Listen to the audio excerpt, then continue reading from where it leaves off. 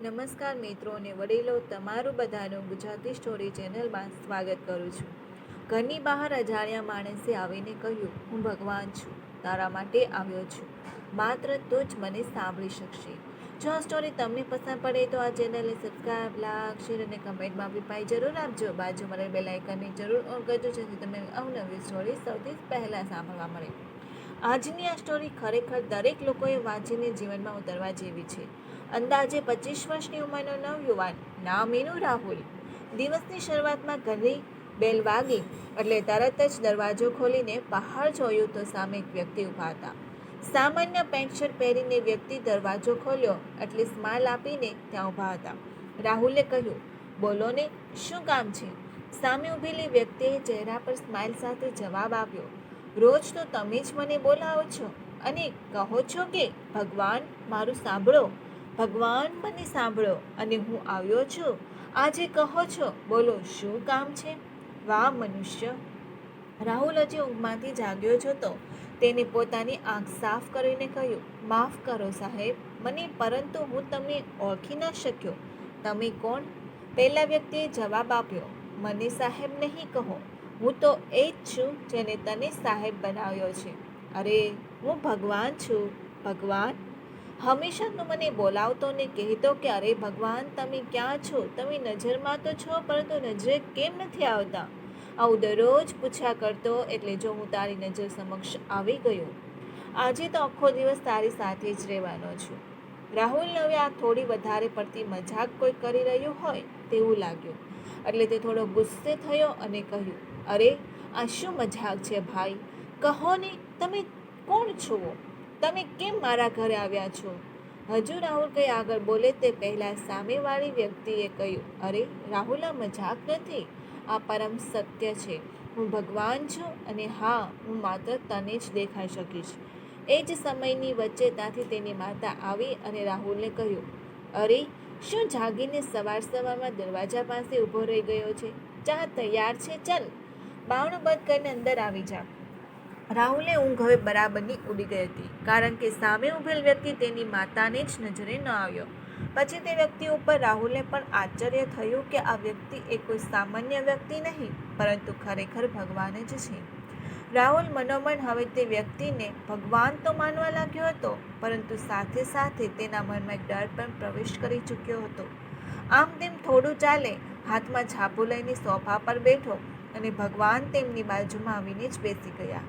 ચા આવી એટલે પહેલો ઘૂંટડો કર્યો કે તરત જ ગુસ્સાથી રાડો પાડવા લાગ્યો, અરે યાર, તમને કેટલી વખત કહ્યું છે કે ચામાં થોડી ખાંડ ઓછી નાખો?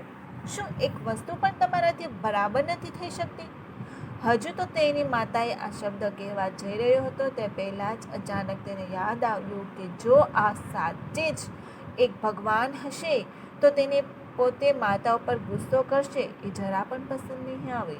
એટલે મનોમન પોતાના મનને સમજાવીને શાંત કર્યું અને અંદરની અંદર પોતાના મનમાં તે પોતાને જ કહી રહ્યો હતો કે ભાઈ, ધ્યાન રાખજે, આજે તું નજરમાં છે. હજુ તો આ પહેલો જ બનાવ બન્યો હતો. એક પછી એક તે કોઈ પણ જગ્યાએ જાય ત્યાં ભગવાન તેની પાછળ પાછળ આખા ઘરમાં ફરતા હતા.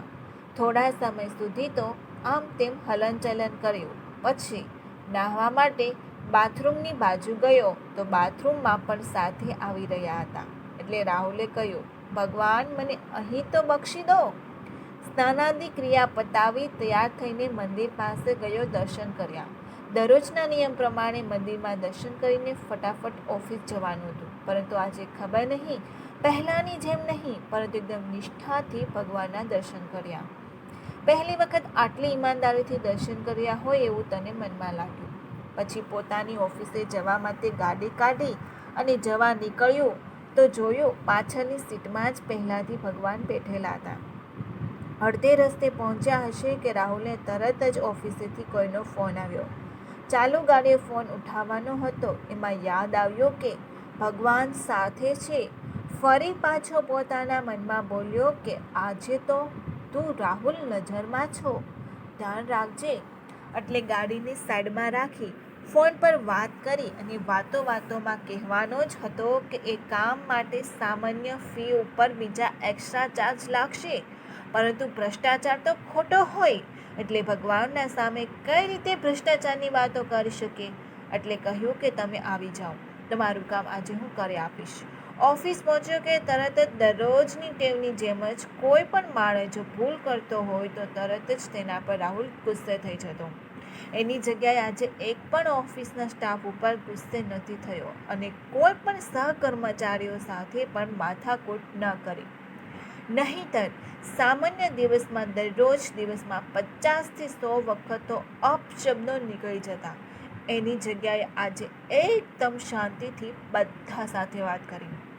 લગભગ રાહુલનો આજે પહેલો એવો દિવસ હશે જ્યારે તેના દિવસમાં ગુસ્સો, ઘમંડ, ખોટું કરવું, અપશબ્દ, બેમાની અને લાલચ આ બધા એના દિવસમાં દેખાયા જ નહીં.